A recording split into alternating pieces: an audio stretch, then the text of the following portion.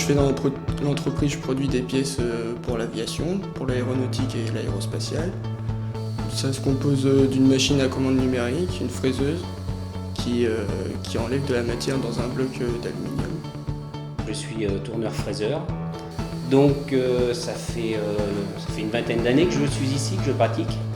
Et j'usine des pièces de tout genre, acier, inox, plastique, pour l'aéronautique, l'aérospatiale, l'aviation, le médical, Ariane 4, etc. Donc c'est un métier quand même passionnant, intéressant. On part de rien et puis d'un bout de ferraille. Et puis on sait que ce qu'on va créer va servir pour des avions, pour des fusées, pour soigner les gens aussi. Donc c'est quand même intéressant.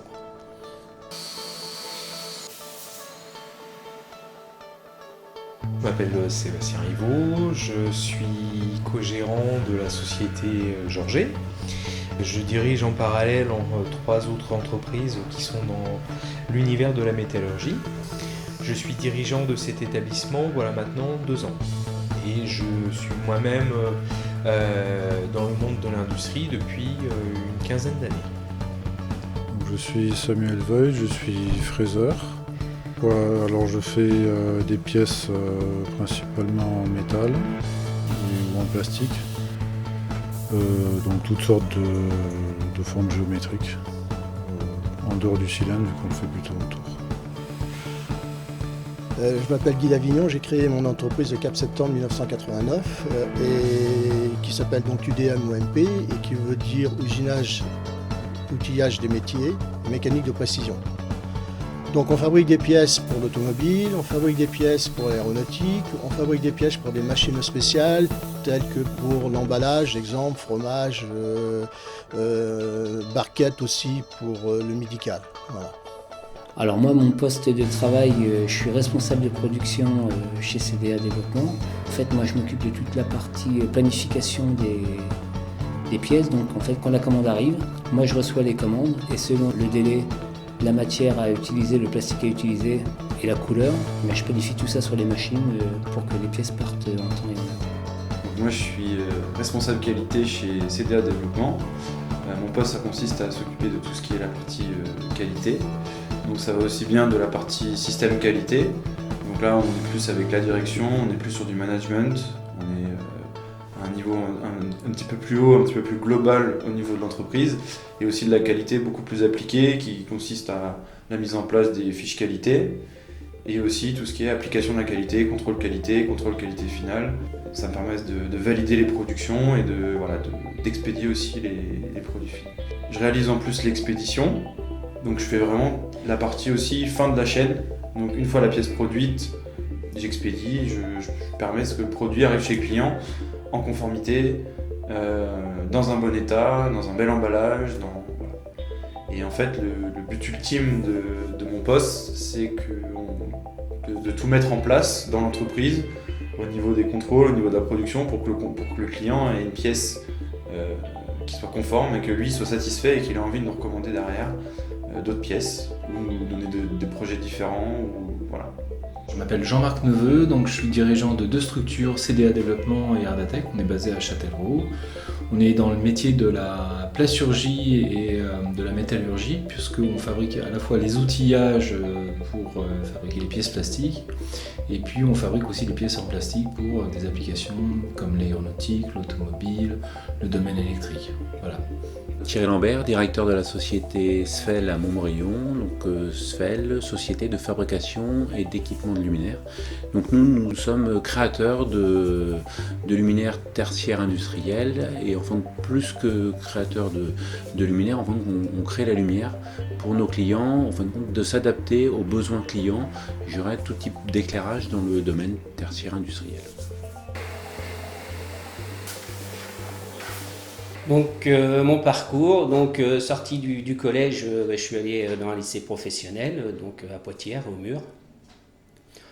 Donc on a fait la première année découverte, et puis ce qui m'a plu, c'est le tournage à la base. Donc j'ai fait un CAP tourneur, j'ai eu mon CAP tourneur. Ensuite, j'ai décidé de passer mon CAP fraiseur. Et comme j'avais un peu de temps, j'étais en candidat libre, j'ai passé une mention complémentaire en numérique. Donc aujourd'hui, je suis tourneur fraiseur en numérique, en tournage et en fraisage. Et à l'issue de ça, je suis allé donc à Noyon-au-Pertuis, dans une boîte qui recrutait. J'ai fait du vérin hydraulique. Voilà, j'ai travaillé sur un tour conventionnel. C'était pas le top, mais bon, il fallait le faire. On a commencé par là. L'avantage du conventionnel, c'est qu'on apprend vraiment les avances, les conditions de coupe et tout ça. Chose que sur un numérique, on ne peut pas voir tout de suite. Et ça m'a bien aidé par la suite, parce que quand on passe après sur un numérique, la porte est fermée, on ne voit pas ce qui se passe derrière. Donc il y a quand même beaucoup de choses à apprendre en amont, quoi. Et donc, un ancien collègue m'a dit qu'il recrutait à Longjuinière, chez Georget. Et j'ai fait ma demande, parce que j'avais envie de changer. Et je suis arrivé là, maintenant ça fait 20 ans. Et là je fais de la micromécanique, c'est autre chose. Parce que où j'étais avant, c'était vraiment de la grosse pièce, quoi. Du vérin hydraulique, mais du gros aussi, quoi.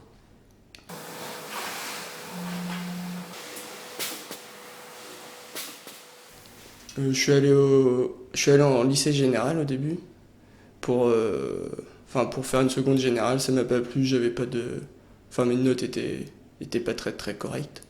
Donc je me suis plus orienté vers un bac pro. J'avais un ami à moi qui était au lycée Réaumur à Poitiers pour un bac pro chaudronnerie. Il m'a dit parce qu'au collège on faisait déjà un peu de Charlie Robot, c'est de la technologie, et puis il avait vu que j'avais bien aimé ça.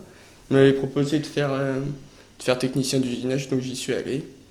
J'ai fait mon bac pro en 3 ans, puis après je suis allé en BTS conception, mon bac pro technicien d'usinage en 3 ans, puis après je suis allé faire mon BTS conception des processus et réalisation de produits à Thouars. Et un mois après, j'ai intégré l'entreprise ici. Mon parcours il est le suivant, donc j'ai démarré il y a une petite vingtaine d'années en tant qu'étudiant dans une entreprise qui vendait des métaux. J'étais donc en formation dans l'alternance. J'ai à la base plutôt un profil commercial, managérial et marketing.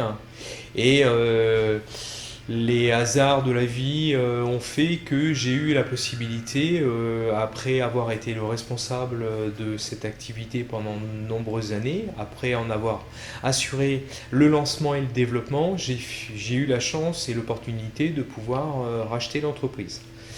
Quelques années plus tard, donc, j'ai eu la possibilité de racheter un deuxième établissement, et puis donc, il y aura maintenant un peu plus de 2 ans donc, la société Georget, et tout récemment un autre petit établissement industriel. Ces 4 entreprises représentent environ 40 personnes, elles sont toutes situées autour de Poitiers, et elles gravitent toutes autour de la fabrication de pièces industrielles à partir de produits métallurgiques. J'ai fait des études de maths, ensuite à l'université. Ensuite je me suis mis à la lutherie et à la contrebasse en tant qu'intermittent. Alors j'ai un parcours classique.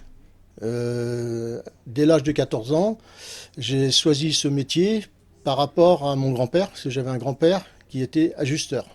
Donc j'avais déjà une base, un petit peu une connaissance. Et je suis donc rentré dans un lycée professionnel, un lycée technique, qui était le lycée Réaumur à Poitiers, où j'ai passé 3 années à apprendre mon métier et mon métier de tourneur.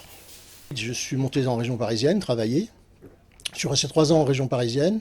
Je suis revenu dans la région, où j'ai travaillé dans diverses entreprises. Et en 89, donc, j'ai décidé de créer mon entreprise parce que je pensais j'avais appris et j'avais de bonnes connaissances et de bonnes bases pour pouvoir y venir chef d'entreprise. Alors moi j'ai une formation technique puisque je suis ingénieur de formation. J'ai commencé dans le domaine médical où j'ai fait conception et fabrication de prothèses médicales. Et puis petit à petit en fait mon parcours m'a amené à des fonctions de dirigeant, de direction d'entreprise industrielle, toujours dans l'industrie, que ce soit dans le domaine de la plasturgie d'ailleurs, que ce soit aussi dans le domaine de l'aluminium, la fabrication de profils d'aluminium. Et j'ai décidé il y a 4 ans en fait de reprendre cette entreprise qui avait été créée il y a plus de 25 ans déjà et sur lesquelles il y avait des attentes fortes en termes de renouveau, de positionnement de marché dans la sous-traitance de la plasturgie. Donc moi j'ai fait un parcours très classique pour mon âge. J'ai fait un lycée général, ensuite grandes études, comme beaucoup. Donc j'ai fait un DUT, donc je voulais faire des études courtes au départ, donc de 2 ans. Et finalement j'ai dit pourquoi pas continuer, sachant que j'avais des bonnes notes jusqu'en DUT. J'ai fait un DUT chimie, parce que ça m'intéressait beaucoup au lycée, donc j'avais été orienté sur de la chimie. Et ça m'a plu, donc j'ai continué. J'ai continué jusqu'en master. Et en master, j'ai pris un master un petit peu différent où il y avait chimie et qualité, parce que la partie qualité était très importante en chimie, donc c'était chimie de l'analyse. Donc la qualité, c'est juste, c'est intimement lié en fait avec la chimie. Donc au fur et à mesure de mes expériences de stage, de mes cours, etc., j'ai été aussi très intéressé par la qualité, mais aussi par la chimie. Et finalement, je suis arrivé sur le marché du travail et j'avais un petit peu ces deux choix. Et j'avais essayé la chimie, donc qui était plus mon cœur de métier, qui était plus ce que j'avais plus travaillé. Et finalement, les offres d'emploi, les opportunités m'ont permis plutôt de travailler en qualité, donc, et qui m'intéressait aussi. Donc j'ai essayé, j'ai eu cette opportunité chez CDA Développement.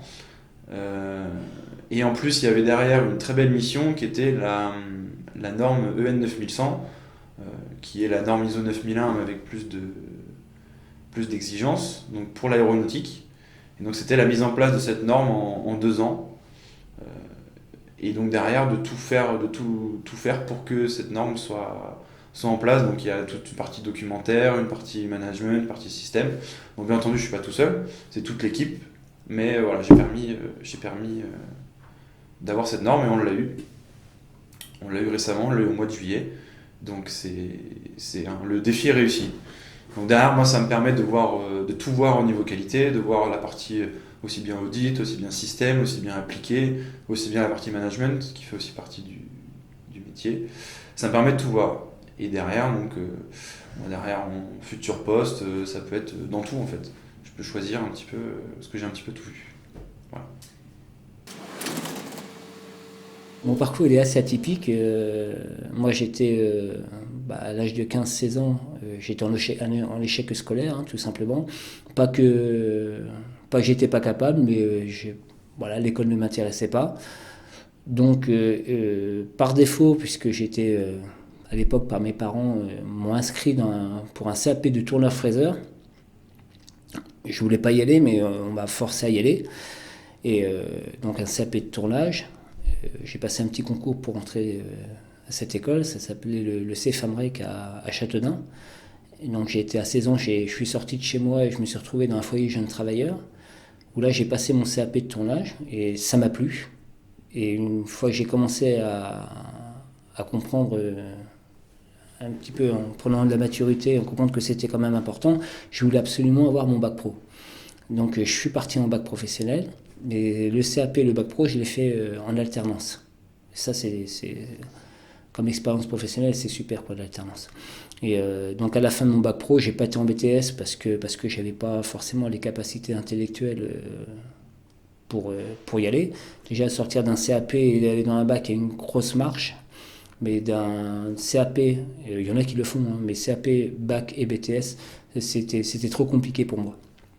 Et en plus, il y avait le manque aussi d'envie. Hein. Je voulais, quand on a goûté au monde professionnel, j'avais 20 ans, je voulais rentrer dans le monde professionnel rapidement. Donc après ce bac pro, j'ai fait un petit peu d'intérim dans du cintrage de tubes aluminium sur Blois. Et l'année où je me suis marié, en fait, j'ai suivi ma femme, parce qu'on voulait partir travailler dans le sud. Donc j'ai laissé tomber l'intérim et je me suis retrouvé dans le sud, dans une entreprise de collants. On faisait des collants. Donc je suis rentré pour donner un coup de main. Ils étaient en train de faire un nouveau bâtiment, donc je passais des chemins de câbles, je mettais des rampes de néon, enfin du bricolage. Et après, ils cherchaient quelqu'un, ils cherchaient des régleurs sur métier à tricoter. Et pareil, il y avait un petit concours, donc j'ai été pris au concours, on était 3. On est 3 à être partis en formation de régleur sur métier à tricoter. Donc je suis resté là-bas pendant 2 ans et demi. Et puis au bout de 2 ans et demi, c'était surtout ma femme qui avait un bon poste. Et en fait, elle voyait que la boîte tournait pas trop bien, donc on a décidé. Puis l'éloignement de la famille aussi, c'était un petit peu compliqué à gérer. Donc en fait, on est revenu dans la Vienne. On a postulé, ma femme a postulé dans la Vienne, dans une entreprise de lingerie, et donc elle a été prise. Et moi, j'ai trouvé du travail, toujours J'ai eu la chance, il y avait une entreprise en face de la maison qu'on louait, et ils cherchaient un tourneur. Donc je suis rentré là-bas, je suis resté là-bas 3 ans, et en fait au bout de 3 ans je me suis aperçu qu'il n'y avait pas, donc j'avais 26-27 ans, j'avais pas de possibilité d'évoluer. En fait, on avait un patron qui était proche de la retraite et en fait ça ne l'intéressait pas de former les jeunes. Donc au bout de 3 ans, il y a le chef d'atelier de là-bas est arrivé chez Ardatech, parce qu'il y avait la création d'Ardatech, donc notre entreprise cédait à Ardatech, le côté mécanique, outillage. Et il m'a dit, écoute Pascal, si je pars, est-ce que tu veux venir avec moi? Et je lui ai dit, écoute, oui, moi ça m'intéresse de partir parce que je voulais évoluer. Et pourtant j'avais du travail, je traversais la route, j'avais du boulot. Donc là aujourd'hui j'ai 43 km. Donc je suis rentré, j'ai postulé pour rentrer chez Ardatech. Et quand je suis arrivé devant mon patron, mon futur patron, il me dit, écoutez, c'est plus quelqu'un côté injection que je cherche que quelqu'un côté mécanique. Et moi, je lui dis, par contre, injection, je connais pas du tout, mais par contre, je suis motivé pour apprendre. Il me dit, écoute, banco, il dit, en plus, l'avantage avec toi, c'est qu'on peut te former du côté injection, mais si jamais il y a quelque chose à faire côté Ardatech, tournage, on peut te basculer, tu peux faire les deux. Et en fait, je me suis retrouvé surtout du côté injection, où là, on m'a formé. Je suis rentré comme opérateur sur presse, où à l'époque, il y a quelqu'un qui m'a formé sur le presse injecté. Après, je suis passé monteur, je suis passé régleur. Et puis j'ai eu l'opportunité, il cherchait un chef d'atelier, donc j'ai postulé, je suis passé chef d'atelier. Et à l'arrivée de Monsieur Neveu, je suis passé donc notre nouveau patron, parce que la boîte a été vendue il y a 4 ans. Et à l'arrivée de notre nouveau patron, je suis passé responsable de la production.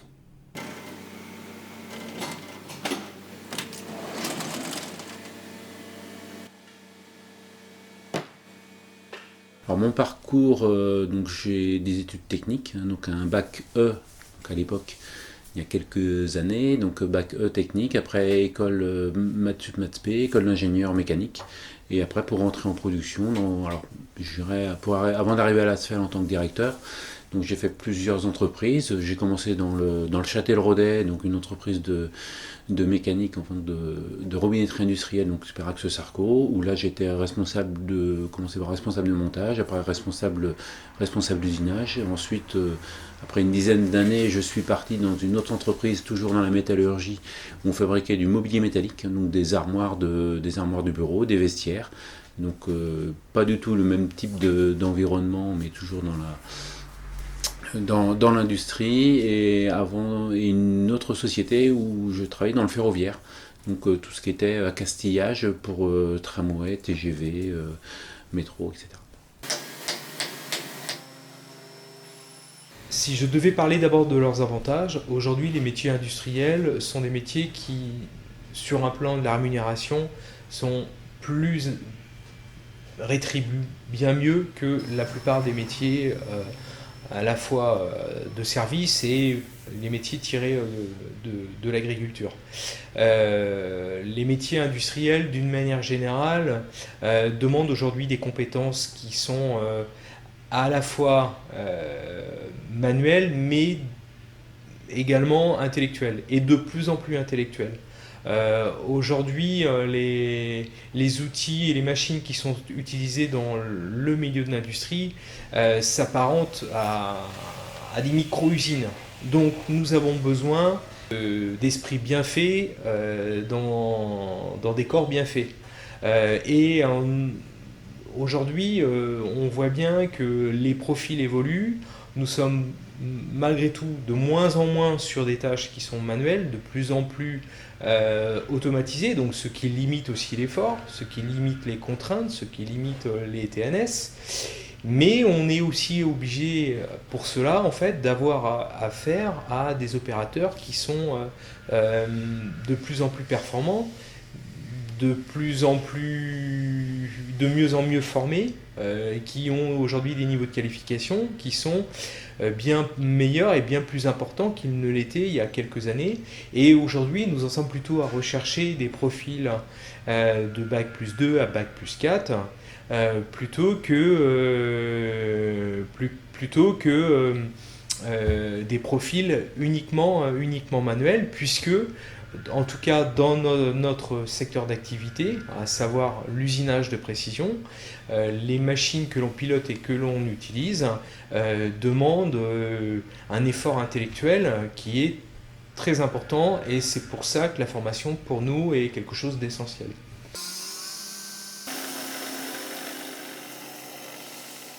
Les avantages, on travaille quand même à l'abri, au chaud. On n'a pas à supporter de veste ou les intempéries. Et ça, je trouve que c'est un gros avantage. Et donc de créer des... On part de rien du tout, d'un bout de ferraille, et puis de créer cette forme, cette pièce, et qui va servir à quoi elle est destinée, quoi. Et ça, c'est comme quelqu'un qui fait de la poterie, qui part d'un bout de terre et puis qui fait son objet, quoi. Voilà, on a l'impression de créer, on crée quelque chose. Mais ce qui me plaît dans ce métier, c'est de... moi j'aime bien enlever la matière, j'aime bien regarder la matière s'enlever comme ça. Et... Puis les pièces, après c'est joli, quoi. Quand tu vois toutes les pièces... là dans l'entreprise, quand tu vois toutes les pièces sortir, elles sont jolies, quoi, elles sont assez belles. Et puis t'es assez fier quand tu sors une pièce, t'arrives à la sortir bonne. Chaque métier a son avantage, chaque métier a son inconvénient. Voilà. Donc, quand on a un métier, et comme le nôtre, un métier passion, on n'a que des avantages. Les inconvénients, on les laisse de côté. Nos avantages, c'est de travailler sur des machines à commande numérique, où on peut réaliser, en partant de blocs d'acier ou de métaux divers aluminium, de concevoir des pièces qui aujourd'hui peuvent aller sur des avions, sur des fusées, sur des voitures. Et ça, c'est très enrichissant et c'est un plaisir d'être aux premières portes de l'innovation et de la technologie. Pour moi, l'avantage de ce métier, c'est qu'il y aura toujours de l'emploi, j'en suis quasiment sûr. Déjà pour avoir un emploi stable et aussi un emploi qui me plaise bien, tant qu'à y être. Surtout en grande partie pour ça, pour avoir un emploi stable. L'avantage de mon métier, c'est que j'ai pas de journée type, je fais vraiment je fais des choses différentes tous les jours. C'est des choses qui sont en perpétuelle évolution. Donc, je vais faire commencer par un document, puis ça va évoluer, puis on va prendre après dans sa globalité le projet, etc. Je suis aussi dépendant des clients finalement. Donc quand on a une demande client, une urgence client, tout de suite c'est traité et je dois la traiter. Donc je peux faire une journée où il y a du contrôle, je peux faire une journée où je fais plutôt des documents sur ordinateur, je peux faire des journées où on traite le problème. C'est très varié. Là, comme on fait des prototypes et de l'outillage, c'est qu'on change beaucoup de pièces. On change on change de plan, on change de matière. C'est pas routinier. Chaque jour, on fait quelque chose de différent. Donc, et aussi, on a comprendre l'outillage, pourquoi il est fait, justement pour savoir comment le fabriquer ensuite. On a souvent l'impression qu'en industrie, c'est les 3-8. Travail de nuit, travail matin. Il y a des entreprises où ça arrive. Dans les petites PME comme nous, c'est un peu plus rare. Alors nous, l'avantage de mon métier, c'est que on fait jamais la même chose. On a la chance d'être une petite structure et on fait beaucoup de développement. Donc on est tout le temps en train de faire des choses différentes. En fait, pour pas s'embêter dans un métier, il faut réussir à être polyvalent. Voilà. Et du moment où on arrive à être polyvalent, on ne s'embête pas. Alors il y a des gens qui vont faire la même chose tout le temps et ça ne va pas les gêner de mettre une vis au même endroit toute la journée. Puis il y en a d'autres qui veulent essayer d'évoluer puisqu'ils sont là un petit peu à s'embêter. Autant, vu que je suis là, autant que j'essaye d'avancer. Et puis, voilà. Donc ça, c'est les avantages. Vraiment, les avantages, c'est la partie humaine d'une petite PME aussi. C'est facile. Et des fois, c'est pas facile, mais il y a des bons côtés. Ça fait un peu comme une... En fait, quand on est dans l'entreprise, quand on est dans une entreprise, il faut savoir qu'on est plus souvent on voit plus souvent, moi je vois plus souvent mes collègues que ma femme ou mes enfants. Je passe plus de temps avec eux.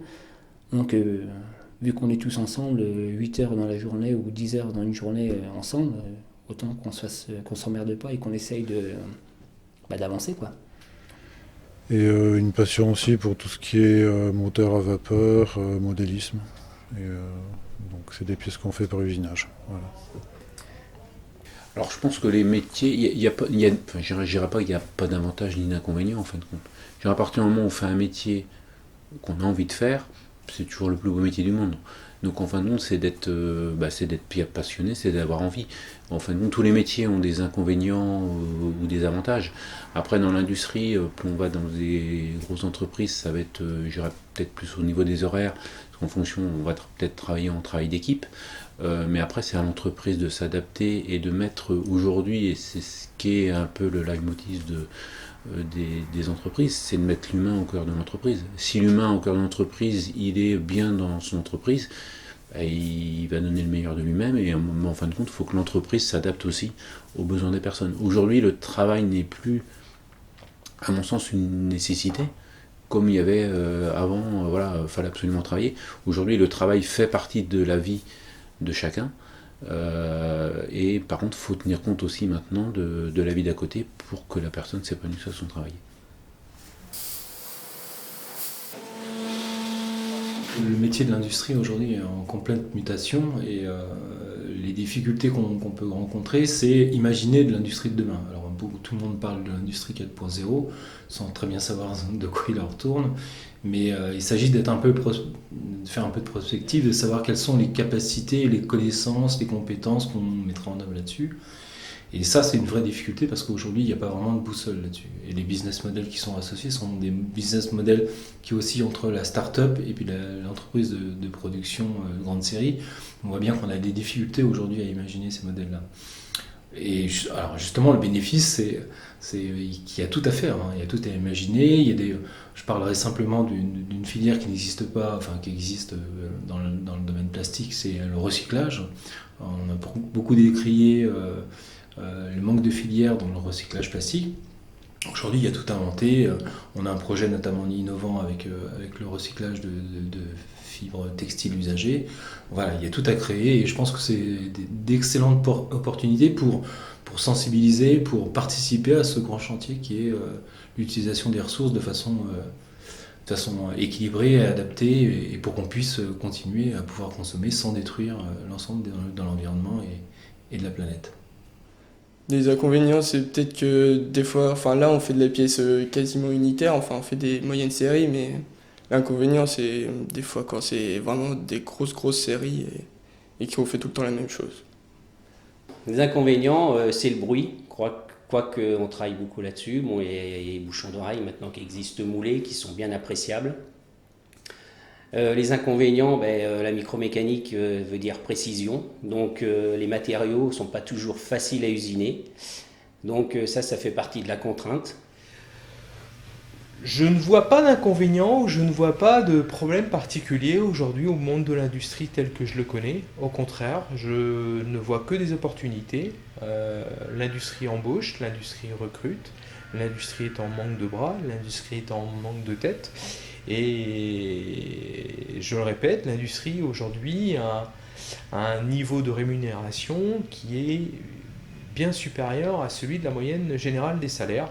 Et j'invite le plus grand nombre à découvrir l'industrie telle qu'elle est aujourd'hui, et en particulier le public des plus jeunes. Les inconvénients, c'est qu'on est aussi soumis aux clients directement. Donc si on a besoin de faire des contrôles, des documents en urgence, on est obligé de les faire, même si on n'a pas forcément le temps. Ou d'autres inconvénients. Après, c'est que c'est une entreprise où la qualité est plutôt jeune. Donc quelque part, voilà, l'inconvénient, c'est que il n'y a pas de choses mises en place, on va dire, depuis 10 ans, qui sont voilà, donc derrière ça a été tout, on part toujours de zéro finalement pour tous les projets, en tout cas pour la partie qualité. Donc c'est un petit peu, on avance un peu voilà, vers l'inconnu. Et c'est beaucoup de changements derrière et aussi beaucoup de changements pour les collègues. Faut être disponible. Il faut être disponible dans ce métier-là parce que on sait à quelle heure on commence ce matin, mais on ne sait pas, vu qu'on n'est pas opérateur à faire tout le temps la même chose, on ne sait pas à quelle heure on finit. Donc il faut un petit peu de disponibilité et puis des désavantages, j'en vois pas trop, quoi. J'en vois pas trop parce que le monde industriel, c'est quand même un monde que j'aime. Chaque pièce qu'on fait, c'est une pièce qui va servir. Voilà. Chaque pièce qu'on construit, chaque développement qu'on essaye de créer et de faire, on sait que c'est une pièce qui va être utile. Voilà. On ne travaille pas pour rien. Voilà. On travaille pour quelque chose et pour quelqu'un. C'est ça qui est super. L'inconvénient, ça peut être si on fait que des séries, donc faire des milliers de pièces, donc il faut aimer ça. Voilà. Mais c'est pas le cas dans mon entreprise. Aujourd'hui, on n'est plus comme moi j'ai commencé aux manivelles.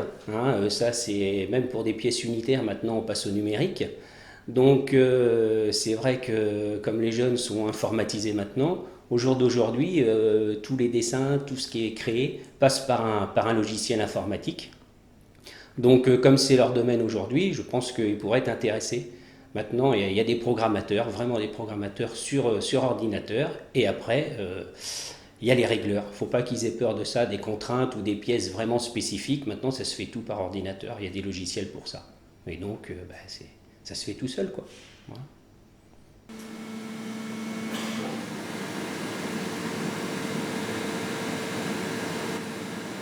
Perspectives d'avenir, j'aimerais déjà pouvoir faire des pièces de plus en plus complexes, de plus en plus vite, être plus productif, travailler sur des machines à 5 axes, ce qui va normalement bientôt arriver. Et aussi faire de tout ce qui est en dessus, donc tout ce qui est plan, dessin industriel. Voilà. C'est-à-dire j'aime bien sortir quelque chose de mes mains. Voilà, avoir quelque chose de manuel que j'ai vu d'abord, conçu, mais il faut quand même passer par la pratique aussi. C'est d'ailleurs un des aspects du métier qui me plaît, c'est le côté... on part d'un brut, de quelque chose qui ressemble à peu près à quelque chose de cubique ou un parallélépipède rectangle, et ensuite on fait une pièce. Voilà. On arrive à quelque chose. Nous, on est une petite structure, donc envisager... pourquoi pas d'organiser ou de gérer un peu plus l'atelier, chef d'équipe ou chef d'atelier, pourquoi pas. Voilà.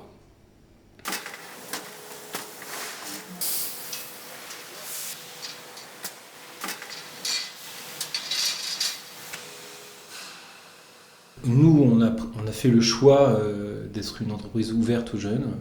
Alors pour plusieurs raisons, parce que c'est notre responsabilité d'entrepreneur. Et puis d'autre part parce que on considère que les métiers, notamment les métiers techniques aujourd'hui, nécessitent qu'on puisse être assimilé à des centres de formation. D'ailleurs, on travaille en partenariat avec tous les lycées de plasturgie de notre région. Les stagiaires viennent de Rochefort notamment, ils viennent aussi d'Amboise ou du Blanc. Parce qu'aujourd'hui, il n'y a plus d'entreprises qui forment ou d'écoles qui forment assez proches de chez nous. Et dans ce cadre-là, pour attirer les jeunes, pour leur donner envie de participer à cette aventure en fait, de création d'objets plastiques, on va dire, eh bien, il faut pouvoir être attractif et puis se mettre en condition de les accueillir dans les bonnes conditions, quoi. Je conseillerais à des jeunes de pratiquer mon métier parce que c'est un métier où on est minutieux, il faut être patient, parce qu'il y a de l'emploi. Enfin, c'est quasiment sûr de trouver un emploi assez vite. Je l'ai trouvé en 15 jours.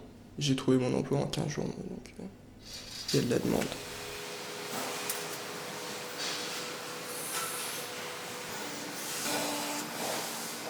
Alors, les métiers de l'industrie sont en perpétuelle évolution et aujourd'hui, je crois qu'il y a la moitié des métiers qui seront dans l'industrie de demain qui n'existent pas encore. Donc tous les jours, il y a des nouveaux métiers qui arrivent. L'arrivée alors évidemment du numérique va changer énormément de choses dans nos métiers, mais ce qu'il va falloir c'est surtout le service. Alors le service aussi en interne, mais le service aux clients et d'arriver à faire évoluer nos métiers par les techniques, si on prend les imprimantes 3D aujourd'hui qui arrivent aussi dans nos entreprises. Aujourd'hui par exemple on a 5 imprimantes 3D qui nous font de la fabrication. Donc ça, c'est des nouveaux métiers, c'est des gens qui vont piloter ces machines qui n'existaient pas il y a quelques années. Donc il y a encore des choses à inventer, des métiers à inventer avec des nouveaux matériaux et heureusement, justement, c'est ce qui va nous permettre aussi de concurrencer des pays à bas coût, des pays de l'Est, qui nous permettent, nous, aujourd'hui en France, d'apporter de la plus-value sur nos produits. Quand on a du développement ou des idées pour essayer de faire du recyclage, je peux aussi intervenir. Là, je suis intervenu sur un projet, ce qu'on appelle le projet Plastil, où on se demandait si on pouvait réintégrer une fibre textile ou coton dans de la matière pour pouvoir recycler. Donc il a fallu définir jusqu'à quel pourcentage on pouvait recycler et comment on pouvait faire. Donc aujourd'hui, on est arrivé à faire notre propre matière avec du coton et du textile, ce qu'on appelle la fibre aléatoire. Et là, donc, on est sur un projet de réinjection de ces matières recyclées.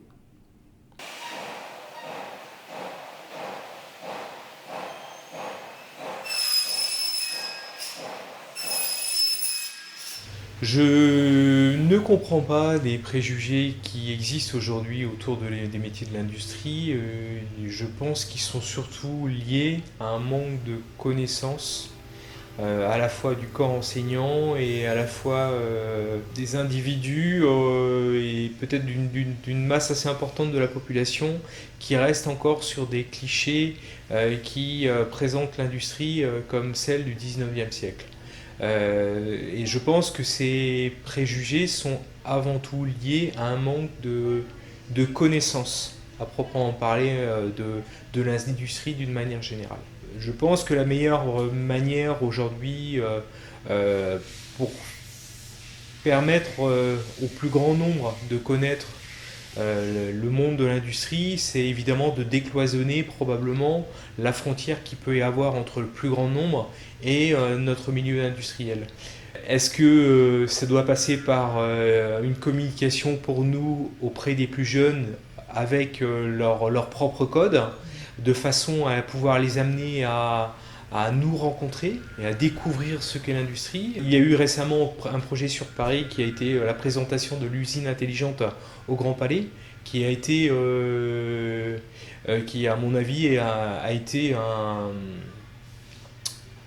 un véritable atout de communication auprès du plus grand public et en particulier celui des Parisiens, afin de les amener en fait à découvrir ce qu'était l'industrie d'aujourd'hui. Alors les préjugés sur les métiers, je veux dire, alors sur tout l'ensemble des métiers, je dirais que c'est un peu une méconnaissance de nos métiers par rapport à l'éducation, par rapport à l'école, je dirais. Nos métiers sont un petit peu méconnus. Donc ce sont des métiers industriels. C'est vrai qu'on a des images des métiers industriels où ce sont des métiers salissants, mais aujourd'hui c'est pas le cas. On travaille sur des machines très techniques, très pointues, avec des commandes numériques, de l'informatique, et donc ce sont des métiers aujourd'hui à valeur ajoutée. Donc voilà, aujourd'hui on ne comprend pas pourquoi on a opposé justement les métiers manuels par rapport aux métiers intellectuels. Donc pour moi, le préjugé de l'industrie, c'est l'industrie de la machine à vapeur, c'est le taylorisme, le fordisme, où c'est travail à la chaîne, où il n'y a que des ouvriers qui sont soumis à un environnement de travail très dur, à des consignes très dures. Finalement, ça a complètement changé. Je le vois ici, où au contraire, on a un management qui est plutôt...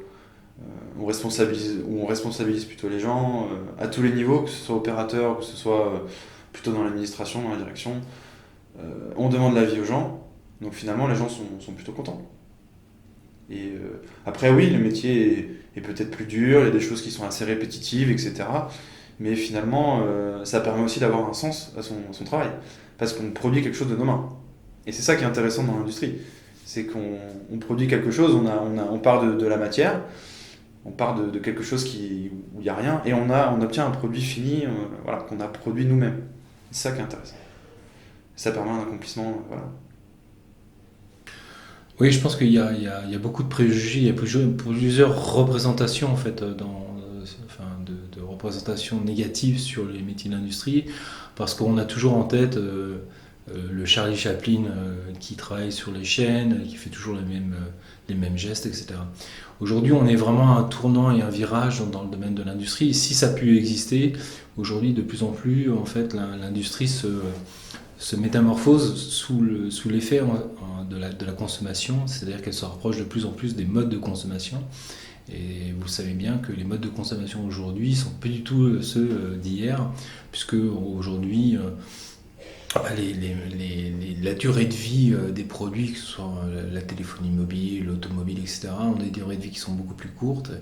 Et de ce fait, l'industrie a besoin et nécessite de se mettre au tempo de ce nouveau mode de consommation. Et dans ce cadre-là, en fait, il y a plein on va dire, la typologie de fabrication, les machines qui sont à fabriquer, les compétences qui sont à mobiliser n'ont rien à voir, sont beaucoup plus larges que celles qu'on pouvait attendre à l'époque où on avait divisé le travail avec la fameuse phrase d'Henry Ford qui disait « Je peux vous vendre une automobile, n'importe laquelle, du moment qu'elle soit noire et que ce soit une Ford. » Voilà.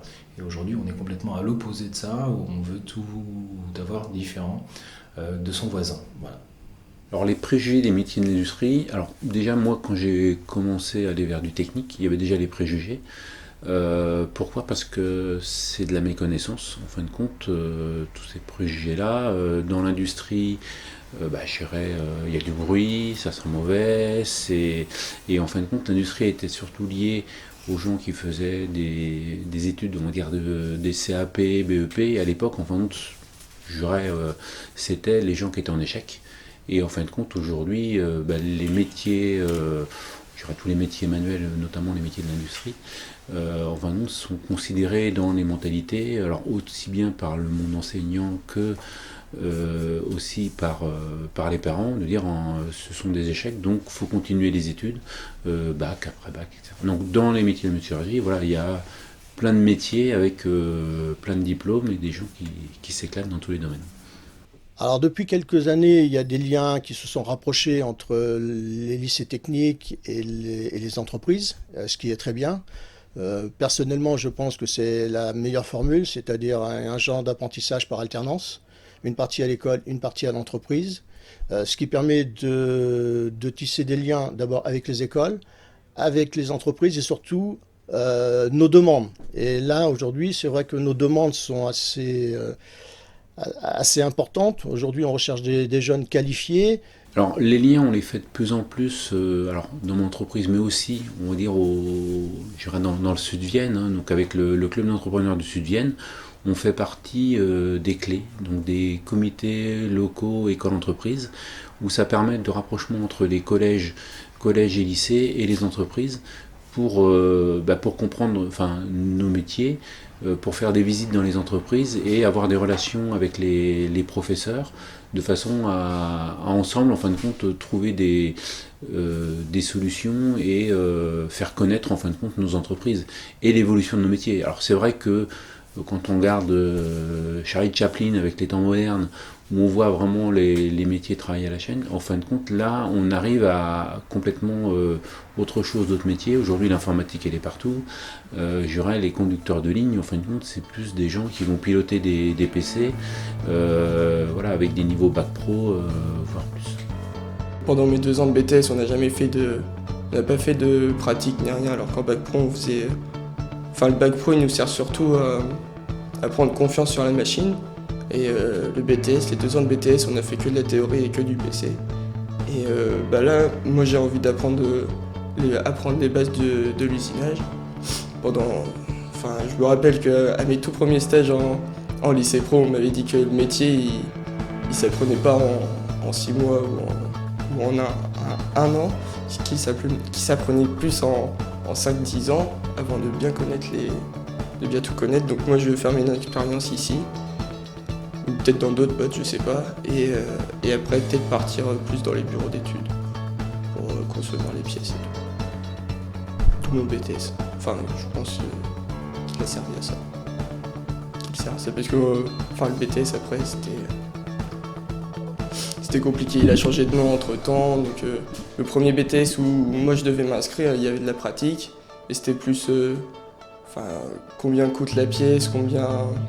Et là c'est plus de la conception, sur quelle machine il faut faire ça.